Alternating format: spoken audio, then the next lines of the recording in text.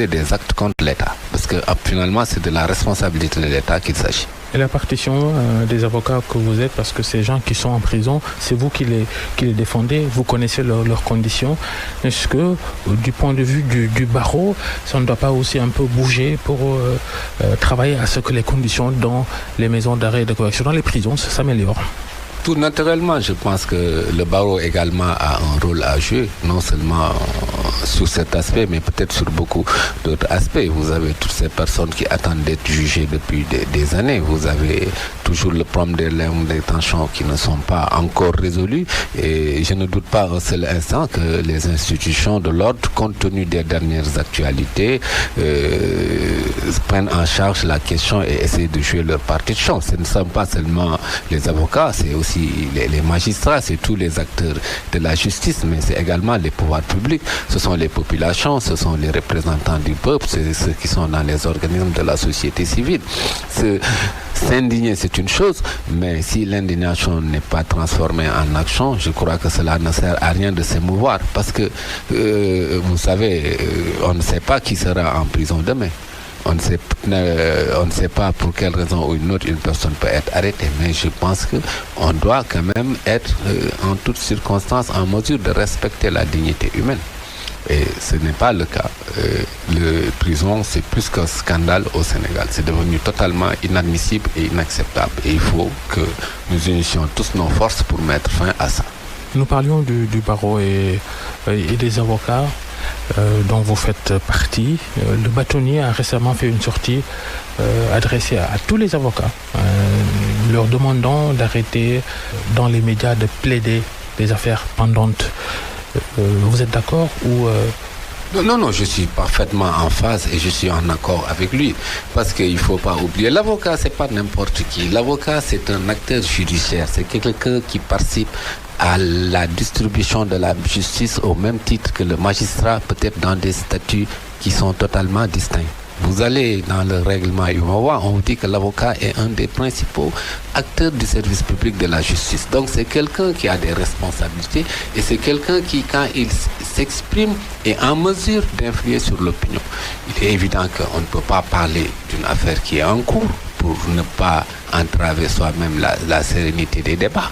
On ne peut pas parler également d'une affaire dans laquelle on n'est pas constitué. Et même pour s'exprimer publiquement sur une affaire, il y a un certain nombre de règles à suivre. Et ces règles sont parfaitement en harmonie avec la déontologie.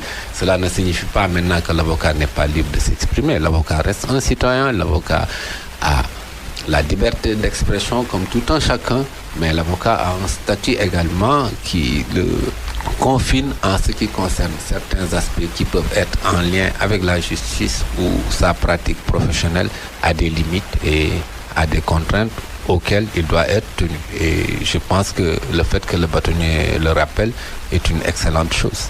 Quand la grande perdante dans cette affaire-là, c'est sans doute l'opinion. Quand l'armée se prend le nom de grande muette, quand les magistrats, on ne les entend pas, quand le procureur, il fait des sorties quand il veut ou quand on l'y pousse, quand maintenant on demande aux avocats de se taire, eh bien, c'est pour ça peut-être que beaucoup de choses ne sont jamais éclairées. Non, en réalité, je pense qu'il faut concilier le droit à l'information avec l'obligation de réserve. Cette obligation de réserve, elle est plus ou moins étendue selon les corps. Elle est totale dans l'armée, c'est pour ça qu'on parle de la grande muette. Le magistrat, quand il s'agit par exemple du juge qui doit être dans une situation d'indépendance, d'impartialité et d'équidistance entre les parties, celui-là ne peut pas se prononcer dans le cadre d'une affaire qu'il est appelé à juger. Sinon, à partir de ce moment, la décision qu'il va rendre va s'en trouver être viciée. L'avocat a une plus grande liberté, mais l'avocat, même dans ce cadre, il est confiné à des règles. C'est d'ailleurs la raison pour laquelle, pour certaines affaires sensibles, même si l'usage qui en a été fait jusqu'à présent ne correspond pas à l'esprit du texte, on permet que dans certaines affaires qui ont pu émouvoir ou intéresser l'opinion publique, que la demande des parties, certains éléments puissent être portés à la connaissance de l'opinion par le procureur de la République. Cela n'a rien à voir par contre avec les conférences de presse auxquelles on a assisté dans un certain nombre d'affaires qui étaient beaucoup plus des tribunes d'accusation et de violation de la présomption d'innocence que des tribunes pour permettre de donner à l'opinion une information objective. Maintenant, il y a également une certaine sérénité qui est nécessaire dans la marche des affaires judiciaires et c'est la raison pour laquelle chaque fois qu'il y a une violation grave des droits de la défense ou des atteintes aux droits des justiciables, l'avocat par contre peut demander à son ordre l'autorisation de s'exprimer et de s'adresser à l'opinion pour établir la vérité. Le fonctionnement de la justice, les mêmes requêtes, indépendance de la justice, moyens de travail de la justice insuffisants. Écoutez, je pense qu'aujourd'hui, la justice fonctionne dans des conditions extrêmement difficiles. Il y a d'abord des problèmes d'ordre structurel et il y a des problèmes qui sont liés à l'organisation et le fonctionnement. Les problèmes d'ordre structurel, c'est qu'on continue toujours à parler d'indépendance de la justice et le problème se pose parce que simplement la nature des relations qu'entretient le pouvoir exécutif avec le pouvoir judiciaire leur donne une certaine prépondérance et fait aujourd'hui que l'on soupçonne souvent l'exécutif d'avoir une main mise sur le fonctionnement de la justice. Vous le sentez à travers le problème de la gestion de la carrière des magistrats. Ça, même l'Union des magistrats sénégalais en parle tout le temps. Mais nous, on en parle surtout sous l'angle des pouvoirs qui sont conférés au procureur de la République qui est lié à la tutelle. Et qui aujourd'hui, on a un système judiciaire qui lui donne la possibilité de mettre en prison qui il veut, même quand un juge n'est pas d'accord. Parce qu'il lui suffit d'invoquer un certain nombre d'infractions et demander un mandat de dépôt et vous êtes mis sous mandat de dépôt sans que le juge n'ait même pas le pouvoir d'apprécier ce qui ne correspond pas à un état de droit, ce qui ne correspond pas, ce qui va au-delà des pouvoirs qu'il devrait avoir. Il peut représenter la société, il peut poursuivre les infractions, mais il ne peut pas tordre le bras d'un juge. Et ça, c'est la loi qui lui donne. Par exemple, c'est des anomalies qu'il faudrait corriger. Maintenant, sur le plan du fonctionnement, la justice fonctionne dans des conditions totalement inacceptables. Je vais vous donner quelque chose d'anecdotique. Il y a 2-3 semaines, un magistrat a été obligé de renvoyer l'audience parce que dans la salle, il n'y avait pas de lumière. Et donc, l'audience a été renvoyé pour des questions de sécurité. Vous êtes dans des salles d'audience où il fait extrêmement chaud, où la climatisation ne marche pas, où les gens suent. Vous avez des juridictions où les conditions matérielles d'exercice ne sont pas en conformité et en adéquation avec le rôle et la dignité dans laquelle la justice devrait être rendue.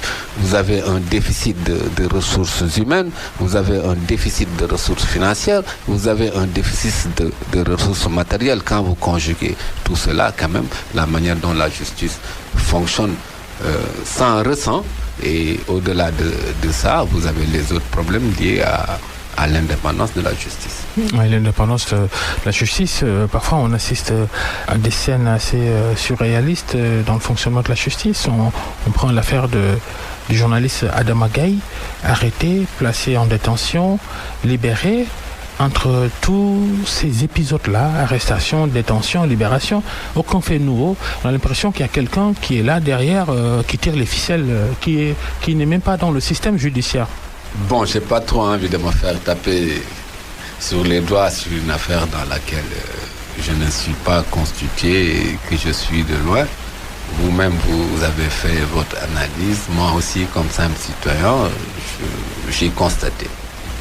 Et j'ai lu avec vous. Et la seule réflexion que je peux faire, c'est que si c'est comme ça, cela ne devrait pas être comme ça. Et c'est la raison pour laquelle je me disais qu'il est très important aujourd'hui de revoir le mode de fonctionnement de notre système judiciaire. Il est important aujourd'hui d'aller vers des réformes comme l'institution de ce qui pourrait être un juge des libertés, un juge qui déciderait de si une personne doit être mise en prison ou pas parce que simplement un procureur de la République l'a demandé, mais parce que cette personne a eu l'occasion, l'opportunité de se défendre et un juge a pu décider que voilà, cette histoire mérite qu'on aille en détention ou pas. Je pense que le principe reste la liberté. La détention doit être exceptionnelle et la détention ne doit pouvoir être ordonnée que par un juge qui n'a pas d'entrave, qui n'est pas contraint de le faire. Vous avez aujourd'hui au Sénégal toujours un système judiciaire qui dit que lorsque le procureur de la République invoque certaines infractions, il demande un mandat de dépôt, le juge est presque tenu de le décerner. Et ça permet tout le temps, sans même que le juge ait un pouvoir d'appréciation profond, si cette affaire mérite qu'il y ait détention ou pas, que des personnes partent en détention. Et vous avez, si vous faites une lecture de l'actualité récente, vous avez eu énormément de personnes qui sont parties en prison et les gens se demandent mais pourquoi ces gens sont allés en prison, au point que la lecture politique que les gens ont de cette chose, je ne suis plus sur le plan judiciaire, c'est de dire, bon, le pouvoir, il emprisonne qui il veut, il libère qui il veut. Si c'est ça, on est dans un état démocratique, c'est une lecture extrêmement négative et rétrograde de notre état de droit. Je disais tout à l'heure que vous étiez patron de la section sénégalaise d'Amnesty International. Aujourd'hui, quel regard vous posez sur les libertés, les droits de l'homme dans le pays? Le regard que je pose sur les libertés et les droits de l'homme, nous avons beaucoup avancé d'un point de vue formel, nous avons mis en place beaucoup d'institutions, mais je pense que le respect des droits de l'homme dépend aussi des différents acteurs qui sont chargés de le mettre en œuvre.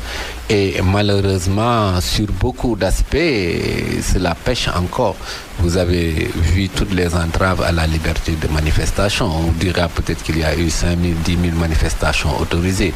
Mais quand il s'agit des manifestations à caractère politique ou des manifestations qui peuvent gêner le régime en place, la plupart du temps, ces manifestations ont été soit interdites, soit réprimées. Donc je pense qu'il y a beaucoup de choses à faire encore sur le plan des libertés démocratiques, même si l'atmosphère ambiante apparente fait apparaître que oui, ça va. Non, en réalité, ça ne va pas, parce qu'il y a encore beaucoup d'entraves à l'exercice de certains droits et libertés, et les institutions qui devaient être chargées de les protéger ne jouent pas toujours le jeu, et on a l'impression qu'il y a d'une part des gens qui peuvent tout se permettre de faire ce qu'ils veulent et d'autres dont les actions sont cantonnées, confinées, en tout cas limitées dans une sphère qui un peu étouffe un peu le retentissement.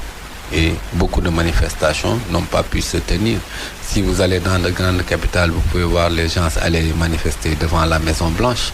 Vous pouvez voir les gens aller manifester devant le Quai d'Orsay. Au Sénégal, cela n'est pas possible. Et on continue encore à brandir ce vieux décret qui dit qu'il est interdit de manifester dans l'étendue du plateau. Donc personne ne peut manifester. Un arrêté ministériel, l'arrêté Ousmane Gom. Voilà, personne ne peut manifester devant un ministère, personne ne peut manifester devant la présidence, personne ne peut manifester à la place de l'indépendance, etc. Et même sur les autres places, il y a quand même encore beaucoup de restrictions. Maintenant, on peut, dans la forme, essayer de faire croire que ça va, mais il y a encore beaucoup d'efforts à faire. Et il faut également que les atteintes à de telles libertés soient sanctionnées, ce qui n'est jamais le cas. Les associations de droits de l'homme se sentent seules, toutes les associations en tout cas qui s'occupent qui s'intéressent à ces questions-là se sentent seules parce que l'opinion ne prend pas en charge ces questions-là. Vous êtes allé chercher Khalifa Sall lorsqu'il sortait de prison, cette foule énorme qui l'accompagnait durant tout le trajet quand qu'il est sorti, peut-être cette même foule qui serait sortie dans la rue plusieurs fois pour demander la libération de Khalifa Sall aurait pu faire avancer les choses pour lui, non? Bien évidemment, si cette foule avait... Parce que, écoutez, le pouvoir appartient au peuple, le pouvoir est exercé au nom du peuple, la souveraineté est détenue par le peuple. Si le peuple dit non, eh bien c'est non. Donc, mais cela, c'est un long travail parce que vous savez, il y a encore un très long chemin à faire par rapport à la citoyenneté.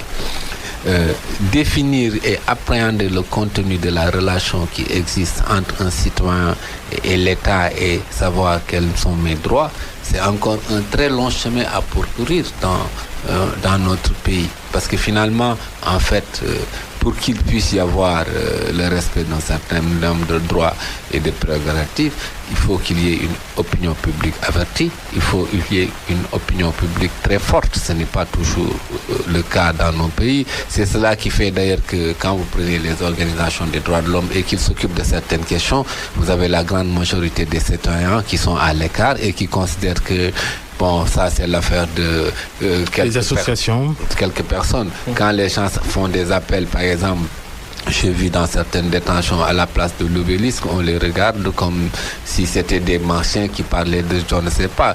Le citoyen ne voit pas qu'il est concerné. Alors qu'en fait, chaque fois qu'on est silencieux devant la violation de la liberté de quelqu'un, c'est que on compromet sa propre liberté. Parce que si on laisse croire ou penser que c'est possible avec X, alors ce sera facile aussi de le faire avec Y. Alors que les gens devraient se mettre ensemble pour dire non. Et cela devrait aussi insister les pouvoirs publics à savoir voici les limites qu'on ne peut plus franchir. Mais ça, c'est une construction en cours. Cela va venir, cela prendra du temps, mais on va y arriver. Mais une opinion publique forte est seule capable de faire face et de stopper certaines dérives quand ça vient du pouvoir. Maître Dembo Ciré Bathily, merci d'être